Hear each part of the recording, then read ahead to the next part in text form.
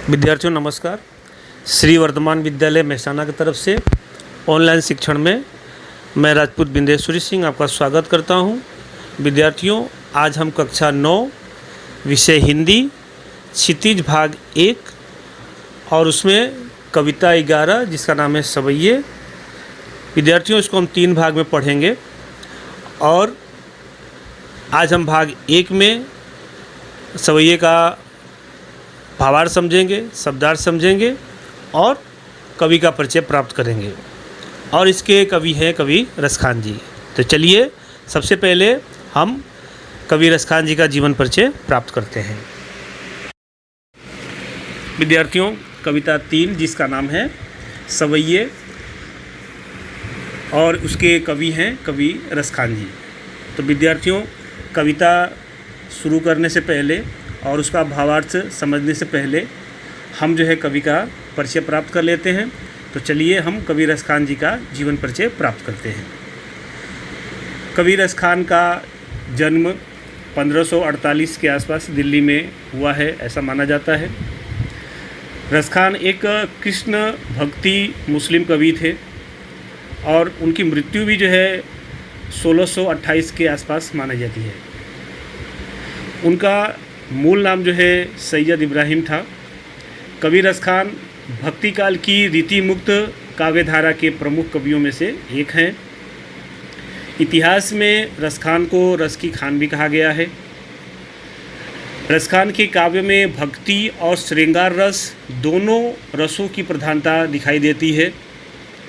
रसखान कृष्ण भक्त हैं और उनके सगुण और निर्गुण निराकार रूप दोनों के प्रति श्रद्धावान हैं। उनके काव्य में श्री कृष्ण के प्रति जो भक्ति भावना अथवा प्रेम है वह अत्यंत दुर्लभ है। रसखान जी अपनी रचनाओं में कृष्ण को प्रेम करते हैं और निरंतर उनके रूप सौंदर्य, राधा कृष्ण प्रेम, गोपी कृष्ण प्रेम, उनकी बांसुरी, उनके कुंडल, उनके नेत्रों का वर्णन करने में मग्न रहते हैं। रसखान जी की प्रमुख 2 रचनाएं हैं, सुजान रसखान और प्रेम वाटिका। ये उनकी जो है प्रमुख 2 कृतियां हैं। उनकी रचनाओं का संग्रह रसखान रचनावली में मिलता है। कृष्ण भक्त कवियों में रसखान जी का प्रमुख स्थान है। इन्होंने ब्रज भाषा का काफ़ी सरस और मनोरम प्रयोग किया है, जिसमें कहीं भी शब्दाडंबर नहीं दिखाई देता है। इस प्रकार से विद्यार्थियों, ये हुआ कवि रसखान जी का जीवन परिचय। तो चलिए अब हम जो है काव्य का पठन करते हैं और उसका भावार्थ समझते हैं। विद्यार्थियों, चलिए सवैया 1 उसको पढ़ते हैं और उसको समझते हैं। लेकिन पढ़ने और समझने से पहले हम जो है इस सवैये में जो भी नए शब्द आए हुए हैं उसका अर्थ जो समझ लेते हैं। तो चलिए पहले हम शब्दार्थ को समझते हैं और उसके अर्थ को समझते हैं। मानुष अर्थात मनुष्य, कहाँ बस में नहीं होना, धेनु गाय, गिरि पर्वत, धारण किया, कालिंदी यमुना नदी का एक नाम है, बसहूँ बसना, चरहूँ चरना, मंझारन के बीच में, छत्र छाता, खग अर्थात पक्षी, कदम्ब एक प्रकार का वृक्ष, कदम का पेड़, ग्वारन ग्वाल बाल के बीच में, नित हमेशा, पाहन पत्थर, पुरंदर इंद्र का एक नाम है पुरंदर, बसेरो निवास करना, डारन अर्थात डाली या शाखाएं। तो विद्यार्थियों, ये हो गया इस सवैये में जो भी नए शब्द आए हुए हैं उसका अर्थ। तो चलिए अब हम जो है इस सवैये को गाएंगे और गा करके उसका एक एक लाइन का अर्थ आपको जो है समझाएंगे। मानुष हो तो वही रस खान, बसहूँ संग गोकुल गाँव के ग्वारन, जो पशु हो तो कहाँ बसु मेरो, चरहूँ नीत नंद की धेनु मझारन, पाहन हो तो वहीं गिरी को जो, कियो हरि छत्र पुरंदर धारन। जो खग हो तो बसेरो करहु मिली कालिंदी कुल कदम्ब की डारन। तो विद्यार्थियों ये है इस सवैये का गाने का लय। अब हम जो है एक एक लाइन को पढ़ते हैं और आपको समझाते हैं। सबसे पहले, मानुष हो तो वही रसखान, बसहु संग गोकुल गांव के ग्वारन। प्रस्तुत पंक्ति में कवि रसखान श्री कृष्ण एवं उनके गांव गोकुल वृक्ष के प्रति इतना लगाव का जो वर्णन उन्होंने किया है, ऐसा मानते हैं कि व्रज के कण में जो है श्री कृष्ण निवास करते हैं और इसी वजह से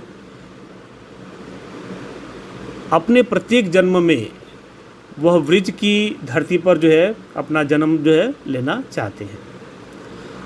और इसीलिए कवि रसखान कहते हैं कि मानुष हो तो वही रसखान, बसहु संग गोकुल गांव के ग्वारन। और कवि रसखान जी कहते हैं कि यदि मेरा अगला जन्म यदि मनुष्य के रूप में होता हो तो गोकुल के ग्वालों के बीच में मेरा जन्म हो, ऐसी अपनी इच्छा प्रकट करते हैं। और कहते हैं, जो पशु हो तो कहाँ बस मेरो, चरहु नित नंद की धेनु मझारन। अर्थात कवि रसखान जी कहते हैं कि यदि मेरा अगला जन्म यदि पशु के रूप में होता हो तो वह गोकुल के गांवों के जो गाय हैं उन गायों के साथ जो है घूमना फिरना चाहते हैं।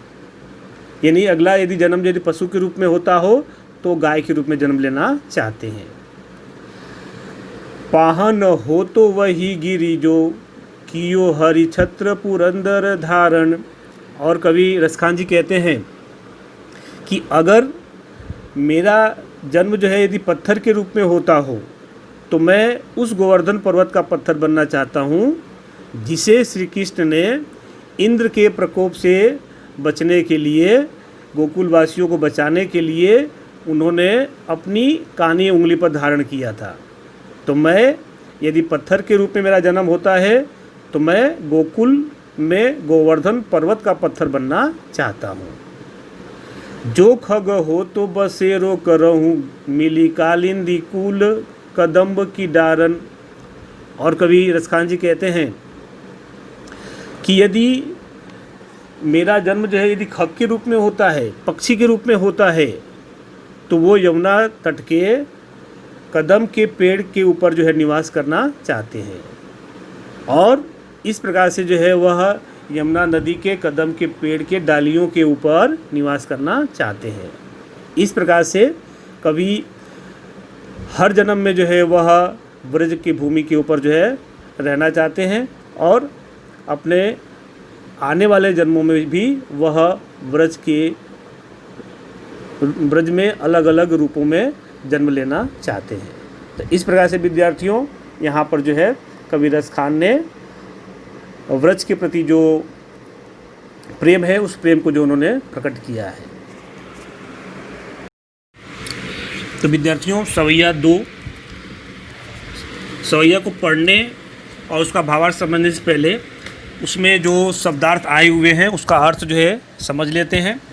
तो सबसे पहले या का अर्थ है इस, तिहु का अर्थ है तीनों, नवनिधि नौ निधियों या 9 प्रकार के निधियाँ, 100 से कोटि करोड़ों, लकुटी लाठी, पूर नगर या लोक, बिसारों भूलूंगा या भूल जाना, तड़ाक का अर्थ है तालाब, कालधोत सोना धाम या सोने का धाम, वारो न्यूछावर कर देना, कामरिया छोटा सा कंबल, तजदारों छोड़ दूंगा, कबहूँ जब से, निहारो का अर्थ है देखना, करील एक प्रकार का वृक्ष और कुंजन लताओं का घर। तो विद्यार्थियों ये हुआ इस सवैये में जो शब्द आए हुए हैं उसका अर्थ। तो सबसे पहले इस सवैये को गाएंगे और उसके गाने का लय को समझेंगे। तो चलिए विद्यार्थियों, या लकुटी अरु कामरिया पर राज तिहु पुर को तजी डारऊँ, आठहूँ सिद्धि नौ निधि के सुख नंद की गाय चराई बिसारऊँ। रस खान कबहू इन अखियन सो, व्रज के बन बाग तड़ाग निहारऊँ। कोटिक कल धोत के धाम करील, के कुंजन के ऊपर वारऊँ। तो विद्यार्थियों, ये हुआ इस सवैये का गाने का लय। अब हम जो विद्यार्थियों आपको एक एक लाइन पढ़ेंगे और उसका अर्थ जो आपको समझाएंगे। तो चलिए। या लकुटी अरु कामरिया पर, राज तिहु पुर को तजी डारों। अर्थात कवि रसखान कहते हैं कि वे श्री कृष्ण की लाठी और कंबल के लिए वो तीनों प्रकार का राज छोड़ देना चाहते हैं या न्यौछावर कर देना चाहते हैं। यानी प्रस्तुत जो कविता है, इसमें प्रस्तुत कविता में कवि रसखान भगवान श्री कृष्ण के संबंधित जो भी वस्तु है, जो सामान है, वो तमाम वस्तुओं से उनको इतना गहरा लगाव है कि उसको देखने के लिए या उसको प्राप्त करने के लिए वह संसार के सभी प्रकार के जो है वस्तुओं को और सभी प्रकार के सुख को जो है छोड़ देना चाहते हैं। और इसीलिए जो है कवि रसखान कहते हैं कि वे श्री कृष्ण की लाठी और कंबल के लिए तीनों लोकों का राजपाट तक जो है न्यौछावर कर देना चाहते हैं, छोड़ देना चाहते हैं। आठहु सिद्धि नौ निधि के, सुख नंद की गाय चराई बिसारों। और कवि रसखान कहते हैं कि अगर उन्हें नंद की गायों को चराने का एक अवसर प्राप्त होता है, एक मौका मिलता है, तो इसके लिए वो आठों प्रकार की जो सिद्धियां हैं और 9 प्रकार की जो निधियां हैं, वो तमाम प्रकार के सुख को जो है वो त्याग देना चाहते हैं। रस खान कबहू इन अखियन सो, ब्रज के बन बाग तड़ाग निहारो। कवि रसखान जी कहते हैं कि जब से उन्होंने व्रज के वनों को, बगीचों को और तालाबों को देखा है, तब से वे इनसे दूर नहीं रह पाते हैं। कोटि कल धोत के धाम करील, के कुंजन ऊपर वारऊँ।